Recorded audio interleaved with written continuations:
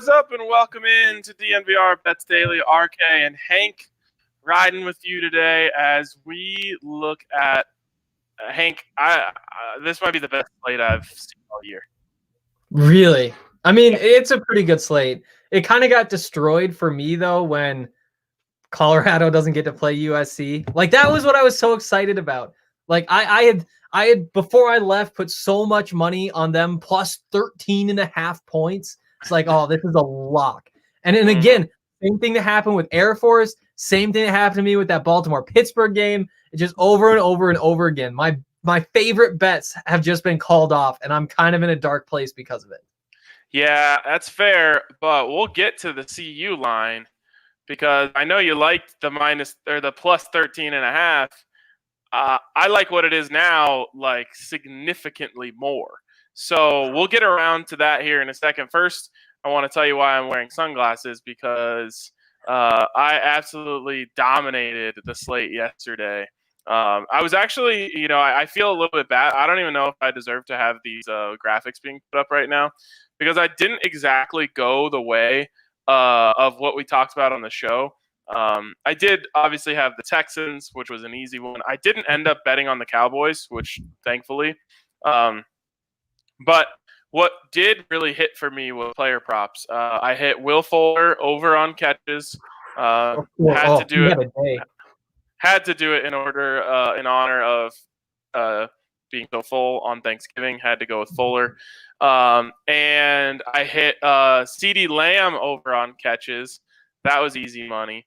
Actually, it wasn't easy money. He caught a pass on the very last drive to go over. That was completely meaningless. But all money is easy money when it turns green.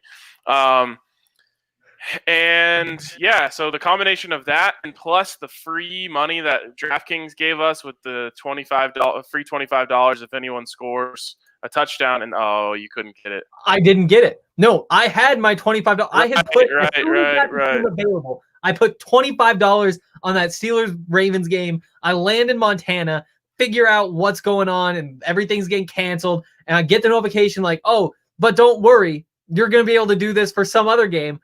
I can't do that. I'm not able to put bets in here. So again, even the free money that I thought I had coming in, like I thought I had structured everything so well, but the lock, the $25 that was just guaranteed coming in that allowed me to be just a little bit riskier didn't come in. The games I felt confident in were not played, and then I wound up just having money on the Cowboys and the Lions. It's still somehow it was a tough couple days. Why did you bet on the Lions? I'll take my glasses off now. Why did you bet on the Lions? Honestly, it wasn't for a very good. It was because I thought, I like what their helmets look like when they play on Thanksgiving. I thought when I made the bet, you did this whole yeah. No, it was purely based on like emotions, based not at all on football. I ignored the fact, just totally ignored, knew but ignored the fact that Deshaun Watson is somehow good at football again after not being good the first couple weeks. Like, so many of my bets, I feel like in hindsight, were just terrible. He put on an absolute dime show. Mm-hmm. Like, he was dropping them in the bucket left and right. It was incredible. I had him. I had them to win the game. I had the Will Fuller catches. I also started him and Will Fuller in my fantasy league. They combined for 76 points, the two of them. So it was I had a day. I really did have a day. I wound up down like 2.5 units, which in the grand scheme of things isn't the end of the world. But I should have been up that much. I should have been up at least 2.5 units, and I'm just frustrated. One thing that you're also going to miss out again today is there's a DK Black Friday special. Get your next bet on sale this Black Friday weekend. Get up to 100% credit back. Opt in to see how much percentage back you'll get. So there's another. You need to learn to never leave Colorado. I should always be in Colorado. I should just always be in Colorado. Oh, I did tell people to take the over 2.5 touchdowns for Watson yesterday. Yeah. And that hit. Yep. So anyways, the slate for the weekend is a beauty. I'm already in right now. I don't even know what's going on in that game, if it looks good or not. I'm in on Iowa minus 12.5 against Nebraska. It looks like they have an early 3-0 lead there. So that was one thing that I really loved. But I think it just gets better as you go down the slate. I don't even like Notre Dame even a little bit, but I love Notre Dame minus 4.5 at North Carolina. I don't think North Carolina is ready for the big show quite yet, even though I like several players on their team. What else do I love here? Adrian Martinez is starting again. Yeah. Just Luke the flip flop they do every week because they don't have a quarterback. Luke McCaffrey is more of a running back than he is a quarterback, as we must have found out last week. Yep. Oregon minus 13 taking on Oregon State in the not Civil War. I don't know what it's called anymore. Yeah, I don't know what it's called either. I've been burned a couple times over the years on this game because Oregon State usually shows up, but I just don't think they have the horses this year. What scares me is that Oregon, do they show up? Like that's the question. Do they show up enough to win by 2 scores? Like I do think that I like having Oregon here, but with so many other games I like this weekend, I think I'm just going to stay away from that one. Not that I have the choice at this point in Montana.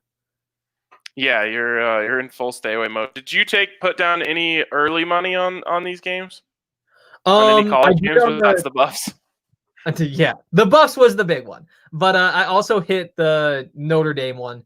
But I'll be back in time to put my bets in for all the Saturday games. That was the one that I felt like I knew that I needed to have was Notre Dame. Nice, there you go. You get back tonight. The Chants, obviously, you have to get in on the Chanticleers. Minus 17.5 at Texas State. Doesn't worry me a bit.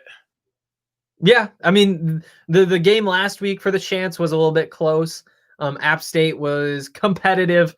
But yeah, I think that sometimes going through something like that is only going to make you play just a little bit better. Texas State doesn't scare me at all. Yep. And then this one's already moved here, Henry. Everyone knows that I always tell you people stay away from my Buffs because it worked in week 1. So I'm going to continue to tell you to stay away from my Buffs. But Buffs have already moved from -3 to -3.5. Hosting San Diego State tomorrow. It's obviously a weird game. I can't even imagine what these coaches, being around these coaches right now would be miserable because they are in, I mean, how often do you have less than 72 hours to prepare for a football game? I don't know if that's ever happened before. So you have less than 72 hours here to prepare for a game against San Diego State. These coaches are probably miserable human beings to be around right now. But I'd stay away from my Buffs is what I'm saying, but you know what I'm saying. The scary part for CU is that while they were on that short clock, and we talked to Carl Durrell a couple days ago when the rumors about the San Diego State game being a possibility were out there, said like, are you looking at San Diego State? He said, nope, we are totally paying attention to USC when the time comes, and if there's a change that's made, we'll go into overdrive trying to get everything figured out. So we know that they just started their research last night. But as soon as the game was announced, a reporter tweeted out last night that San Diego State had been planning for the Buffs for a day and a half. What does a 36-hour advantage mean in college football? I have no idea. But I just went back and watched like a bunch of San Diego State this morning. That's a good defense. I have some concerns. They allowed like 12.7 points per game last season, and they look really good again this year. Thing is, they're playing the Mountain West. How many points do the Buffs give up to Colorado State? Right. Is it more or less than that 12.7? I think it might be less.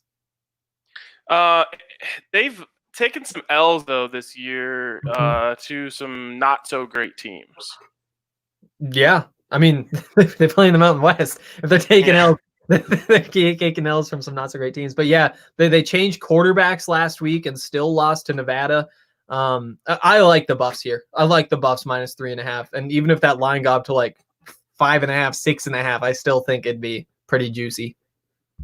Stay away from the Buffs, if you know what I'm saying. A couple other Pac-12 games I want your opinion on. Utah at Washington. Washington catching 7 and a hook here. Yeah. Or giving 7 and a hook. Yeah, I'm more skeptical about Washington than I think a lot of people who cover the Pac-12 are. You know, we've seen a bunch of the power rankings have Washington as the best team in the Pac-12 right now. I'm not quite there. Utah, again, only has played one game. There's so many factors this season that goes into all of these. You know, the biggest in this one being that Utah has only played one game because they had to cancel their first 2 games and they lost 33-17 to Utah or to USC. Sorry. This is one of my least favorites in the Pac-12 slate.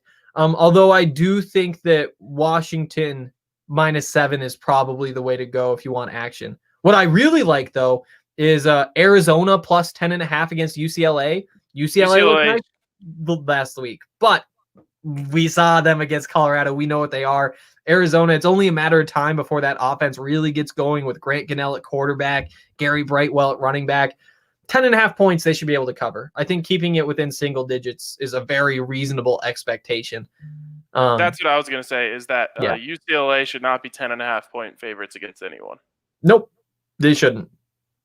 So that I'm with you on that. I think it's going to be a high scoring game. I'm looking at that over under 69 and thinking like that sounds like a really high number. It's also a very nice number.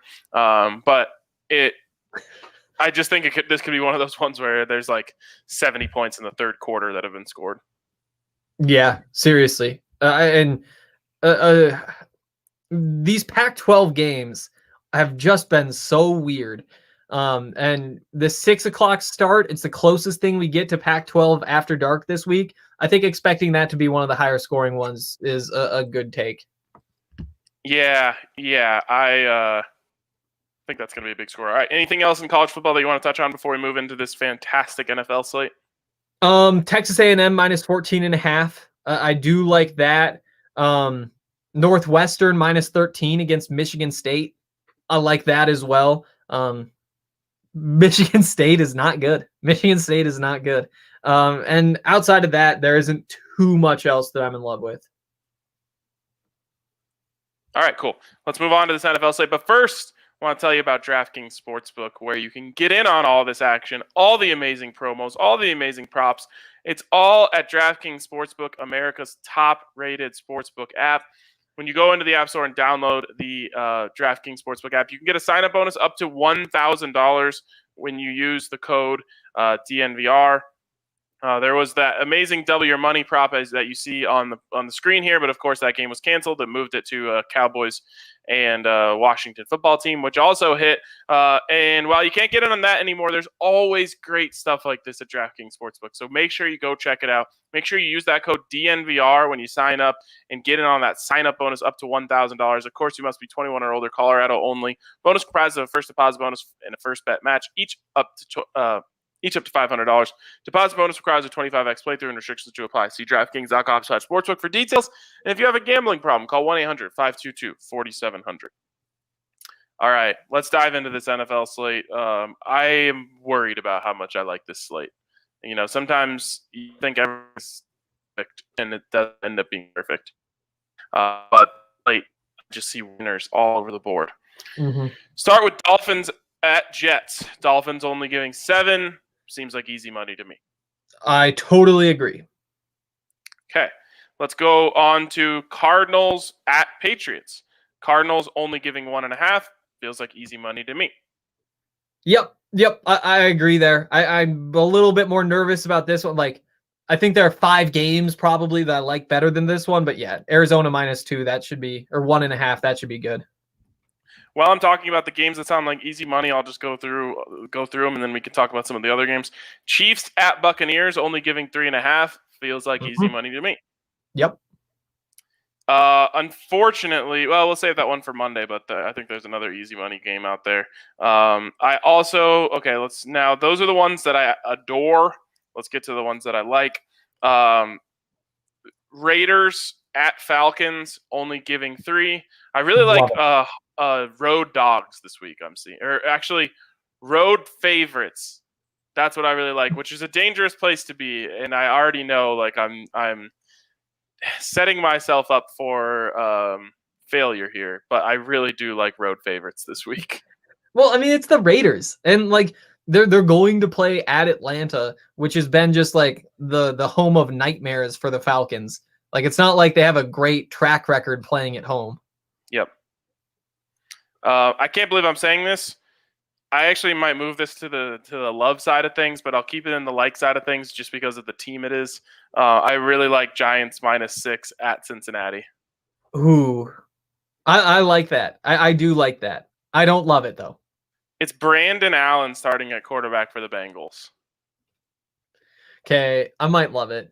It's definitely closer to loving it. But see, like, that's the thing though, is you say it's Brandon Allen, then you're like, well, it is Daniel Jones on the other side. Daniel Jones has been kind of good, has been low key good lately. Yeah, I agree. They'll win by a touchdown. I feel good about that. But I don't put it in the love category just because the Giants could easily fall on their faces and we wouldn't be surprised. Real quick, Brandon Allen was undefeated on covers last year. Just throwing that out there. It's a good stat. It's a really good stat from producer Kale. Still don't care. Panthers. Here's a road dog I like. Panthers getting 3.5 at the Vikings. Yeah, that one. This is gonna be a game time decision for me. As of right now, 3.5. I do like the Panthers, and I think they're doing some good things. Christian McCaffrey's not back this week, is he? Don't believe so. I don't think so. No, reports are that he's not playing. Yeah, and Dalvin Cook has been pretty nice. We'll talk on the tailgate. Okay, yeah, we will talk on the tailgate. Titans at Colts. Here's another road dog I like. Do I just like every road team this week? It could be true. I like the Titans catching 3 at the Colts. Another one where I just know I'm setting myself up here. I hate the Colts and they just keep winning, and it annoys me. But I just have to keep going. I've been making a lot of money off the Titans, so I'm going to ride with them. Yep. And I think that you have to expect to keep making money off the Titans. The 3 points in such a close game. I do wonder if this is one where the Titans win but don't cover. But yeah, I like the Titans there. Rams giving 6.5 to the 49ers. The 49ers are just too banged up to hang with this Rams team, in my opinion. I agree. I totally agree. That's another one I love. This is my least confident game of the entire week. I do have the Broncos covering. I'm not confident in it. It's Broncos +6. It feels like too many points. I think this is going to be a low scoring, kind of grinded out slugfest. And I think that 6 points is going to end up being too much. I did predict the Broncos to win on the DNVR Broncos podcast. I don't know. I just don't know. Yeah. I mean, I'm putting money on the Broncos, but I don't think that comes as a surprise to anybody. You do that every week. Yep. And that we went through that really fast. So I hit all the ones that I love. What do you got? Browns -6.5 against the Jags. Love that one. That's one of my favorites. I like the Browns are just in such a good place right now, running the ball. Like, again, even if you just look at the records, 7-3 against 1-9, and they just have to win by a touchdown. Like, that alone makes me feel good. But then with Kareem Hunt and Nick Chubb doing their thing, I don't think the Jags have any chance of stopping those guys. Let me make you feel even better. The Jags aren't even starting Jake Luton. They have become Luton intolerant. So you're thinking, they're going back to Gardner? Nope, they are not. They are starting Mike Glennon. Really? Yes. Wow. I hadn't thought about him forever. I know. And you shouldn't ever again. No, except that right now when we're making money off of him. Yes. So fade Mike Glennon at all opportunities. We don't know how many more opportunities we may have. So you got to fade it. You got to do that. You certainly do. Bears Packers Sunday Night Football. I hit it with a big old meh because I don't like the number. I'm not putting money on the Bears. I'm not betting on the Packers to beat anybody by 9. Yeah, exactly. You know, that's just where I'm at. The line has actually moved to 9 even now. So it's a federal offense. I don't know if you know this, to not have money on a primetime game. So we'll have to find something to get in on here, but the number is not it for me. Nope. Well, anything else you want to touch on from this weekend slate? Any props that have stuck out to you? I don't know if you've dove into that yet. Usually they don't come up. The match. Are you interested in that? Ooh, I am so interested in the match. To be totally honest, I haven't dug in yet. Do you have those odds pulled up? Yeah. So Peyton Manning and Steph Curry minus 175. Phil Mickelson and Charles Barkley plus 138. And what's the format? I believe it's the same as last time. So alternate shot on the back. Yeah. See, I think the alternate shot is going to really throw this thing on its head. Me too, because it's Chuck. He can't golf, and they're forced to take his shots. So what I'm probably going to do wait until. Yep. It's a live line game. Wait until it looks like there's no way that Phil Mickelson loses at golf to Peyton Manning and Steph Curry, and then halfway through throw some money down on Steph and Peyton to make a miraculous comeback, and I think it's going to work out for him. So last time they didn't even do okay. So there's some interesting stuff here. Last time I made a really stupid bet, and I put a significant amount of money on there to be an eagle in the match, and it was like 3-1. And I put way too much money on it. One of the stupidest bets I've ever made in my life, and it hit. So remember Phil? I do remember that Brady now. made the putt from the green after Phil almost drove the green. Mm-hmm. I still can't get over the fact that I hit that. So this is a little different, but we have a couple different props here. Any team on the green in 2 shots on hole number 2, which are par 5, that's plus 650, which you feel like Phil might have a chance to do. Yep. I'm sure it's long if it's plus 650, but I have a feeling Phil will go for anything because he's just messing around out there. Hole 3, any player on the green in 1, which is a drivable par 4, that's plus 500. Phil will be going for it, but can he hit it? I don't like that. No, me either. Any team to score an eagle on that hole is plus 2,000. Much better odds than we got last time, but still don't love it. Mm-hmm. And then hole 17, any player on the green in 1, plus 500 in the same odds. Any team to score an eagle or better, plus 2,000. I don't like any of them this time, to be honest. No, I do think that I'm going to have a lot of fun live betting, though. I think that this is one where every hole there's going to be something I like. Yeah, and you can actually get first to go 1. Maybe we need to. Will you do some producer Kale? Will you find out the format of this for me? Because I'm a little worried about the format being the same. Because first team to go 1 up, Mickelson and Barkley are plus 163, which kind of tells me we might be starting with alternate shot, or it might just be alternate shot all the way through. Yeah, because if it is the same format where it's best ball, not best ball, but wait, what is that called? Alternate shot. It was best ball on the front, alternate shot on the back. Okay, so it's best ball. So it's just Phil. It is a modified alternate shot for all 18 holes this time. This changes things. It does. This changes things dramatically. For those who don't know, the way it works is they'll both take their tee shot. Say your team Peyton and Steph, they both take their tee shot, and then they pick which one they like, and whoever didn't hit that tee shot hits the next shot. They just trade off till the ball's in the hole. Right. Only on the tee shot do they both tee off, and then on from there, then they got to alternate all the way to the hole.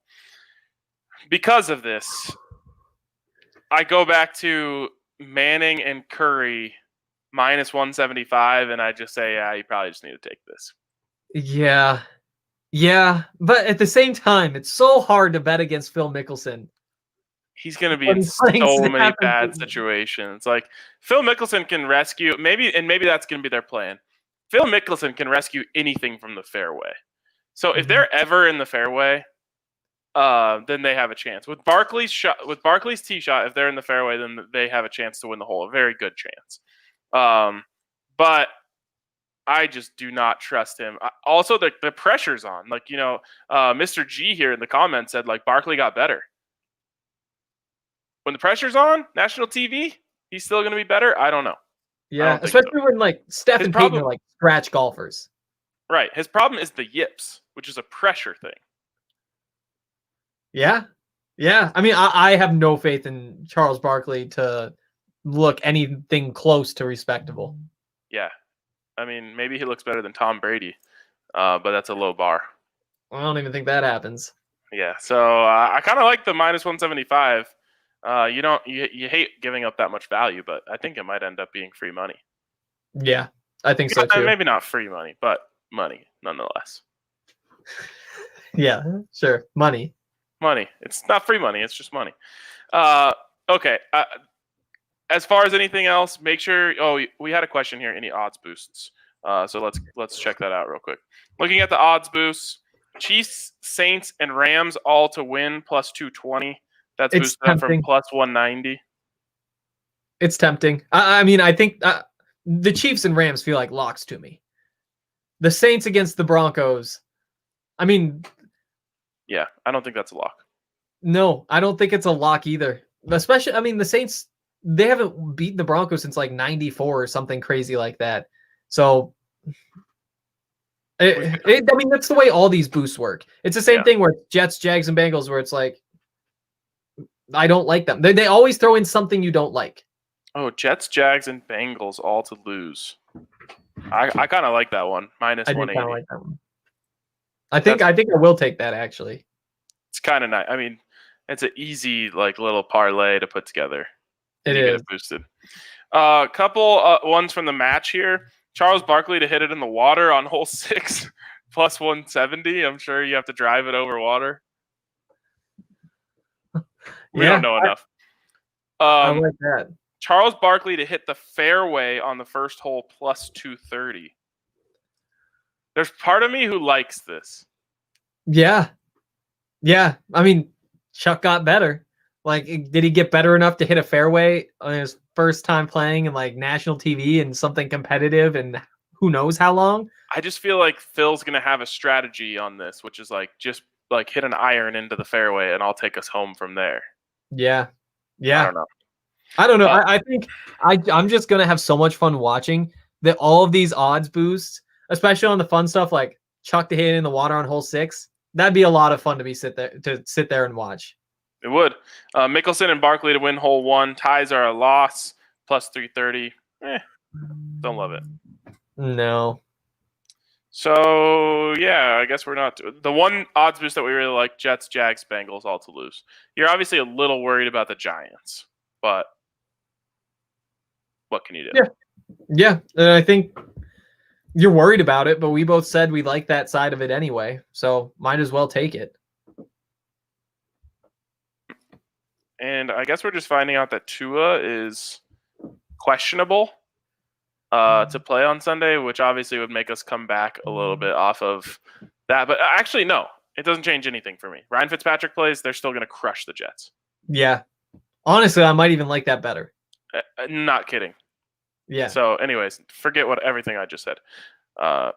And maybe just forget everything I said all day because that's going to end the podcast for us. But I do really, really love the slate, which sometimes is good, sometimes is bad. I guess we'll find out. That's the fun of all this. All right, that's going to wrap it up for us on DNVR Bets Daily for the week. Enjoy yourselves. We will be back talking bets on Sunday morning on the Tailgate Show. We love if you hit us with a thumbs up if you're watching the show on YouTube. And head over to the DNVR Locker right now because the sale is insane. Up to 80% off shirts, all sorts of great stuff. If you spend $75, you get a $15 gift card. And also, if you sign up for a DNVR membership at $59.99, you get a $60 gift card to the store. So check out all of that and enjoy yourselves and have a great weekend. Good luck on all your bets.